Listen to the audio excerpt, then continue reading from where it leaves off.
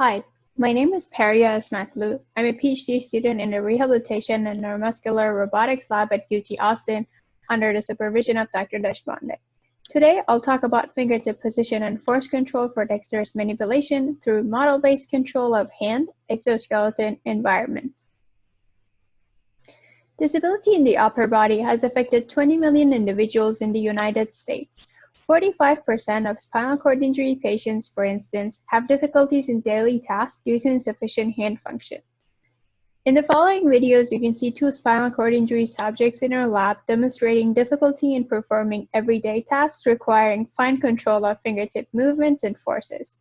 Human dexterity and hand function are a result of combining various capabilities like independent finger movement, reaction speed, strength, coordination, and precise control of task-specific fingertip forces. Assistive devices have been developed to help affected people regain partial independence. Although the human hand is a very complex system with 27 degrees of freedom, earlier devices focused only on coupled motion of the fingers, restraining them to one kind of grasp. Later, multi-DOF devices were developed to allow a wider range of natural grasps, but they similarly mainly focused on whole hand movements using the simplest forms of control strategies such as coupled movement of finger joints or robotic position control, resulting in vague trajectories at the fingertips. Although these approaches help with some specific needs, they ignore and even limit the various capabilities of humans in object interactions. In order to be effective in activities of daily living, assistive hand exoskeletons should be able to provide fine control of fingertip positions and forces to satisfy the grasping and manipulation requirements of daily tasks. But we all know this is a big challenge. Firstly, the human hand has a complex structure with nearly 27 degrees of freedom, all located in a very compact space. Understanding the healthy movements and patterns of muscle activations is a challenge in itself. Moreover, it is very difficult to individually actuate these degrees of freedom using an external device for fine control of fingertip movements. Secondly, small size of the finger phalanges and limited space make it often impossible to apply direct matching between the robot and the finger joints, unlike other upper body or lower body exoskeletons. To tackle this, many exoskeletons have used linkages on the back of the hand, making the relationships between exoskeleton angles and the finger joint angles usually nonlinear. Thirdly, in many of the assistive hand devices, researchers have decided to locate the motors remotely to decrease the weight of the device attached to the hand.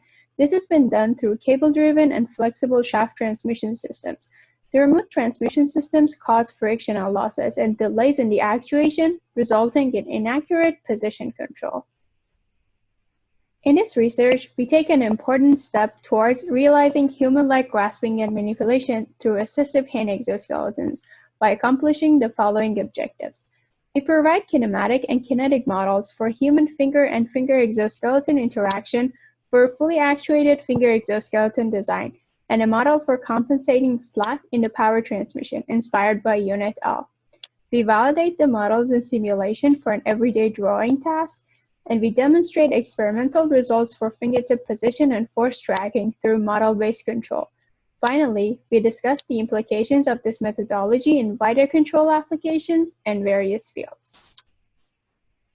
We introduced a hierarchical linkage structure for a human finger model based on the finger anatomy and defined the joint limits according to the anthropometric studies. There are 4 degrees of freedom in the index finger, namely MCP abduction-adduction, MCP flexion-extension, PIP flexion-extension, and DIP flexion-extension. We assume the two axes at the MCP joint are intersecting and perpendicular. We also assume the effects of inertia and dynamics are negligible. The attachments between the exoskeleton and the fingers are rigid, and finger joints are modeled as frictionless revolute joints. The kinematic relationships relate finger joint angles to fingertip position using Denevit-Hartenberg parameters, and the kinetic analysis relates joint torques to the force vector at the fingertip through the finger Jacobian. The finger exoskeleton design is inspired by the Maestro exoskeleton. Actuation of the 4 joints is done using 3 closed-loop chains. To solve the kinematic equations, we assume the points A, B, C, and D are always coplanar. and the mechanism ABCD can be assumed an inverted crank slider mechanism. Solving the closed form solutions, the finger MCP angles are found based on the exoskeleton MCP angles. Then, the second loop can be simplified to a planar 4-bar mechanism, where the exoskeleton PIP angle controls the finger PIP angle. Similarly, the finger DIP angle is controlled through a 4-bar mechanism. And we have all 4 finger angles as functions of the 4 exoskeleton angles. The Jacobian is found by partial differentiation of the finger angles with respect to the exoskeleton angles, and the resulting finger torques are calculated based on the applied exoskeleton torques. In the series elastic actuation design, one pulley is attached to the motor side and another is attached to the exoskeleton joint, and power is transmitted through Bowden cables. If we assume the effects of friction, dynamics, and slack are negligible, the placement of the Bowden cable on both sides would be equal, and the motor angle would be related linearly to the exoskeleton joint angle. However, in reality, the relationship between the motor angle and the exoskeleton joint demonstrate a fatigue-like behavior like this, which is a result of play and the friction between the Bowden cable and the sheath. We've used the following equations inspired by Yoon et al. To compensate for the Bowden cable slack to enable accurate position and torque control at the exoskeleton joint. Now having all components and the required models, we tested the developed models in simulation for an everyday task of drawing a circle with a diameter of 1.4 centimeters on a touch screen, with an estimated force of half newtons normal to the screen. There are 4 degrees of freedom in the finger and 3 fingertip position components to control. To resolve this redundancy, we chose the orientation of the last phalanx to be constant throughout the task. We've defined a cost function containing the errors in the fingertip position and orientation. Then the required finger joint angles and exoskeleton angles are found from inverse kinematics. To validate the accuracy of the complete kinematic model, we fed the calculated exoskeleton angles to the forward kinematics models and confirmed that the forward and the inverse models agreed on displacement, force, and torque trajectories. On this slide, you can see one of the examples showing the required and the simulated values of the finger angles on the left and the exoskeleton joint angles on the right. Note the difference in the trends and relationships between the corresponding values in the exoskeleton and the finger joints, highlighting the necessity of the interaction models for accurate fingertip level control. Previously, it has been common practice to assume the finger joint angle displacements are proportionally related to the exoskeleton joint angle displacements. For experimental validation, we use the index finger module of the Maestro exoskeleton with 2 actuated degrees of freedom. We've used a custom-built passive instrumented finger equipped with joint angle sensors. We also utilize a motion capture system for validating the trajectory tracking results. The force tracking setup shown on the far right includes a 6-axis force torque sensor as well.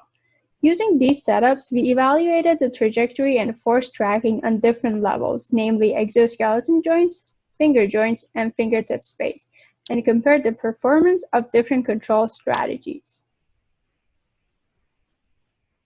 We examined the exoskeleton joint angle accuracy and compared the results for the 2 cases of feedback control and feedback control plus backlash compensation. In the first experiment, we implement a feedback control method assuming the transmission losses to be negligible, which is shown in orange. In the pink case, the backlash inverse term for Bowden cable is considered as well.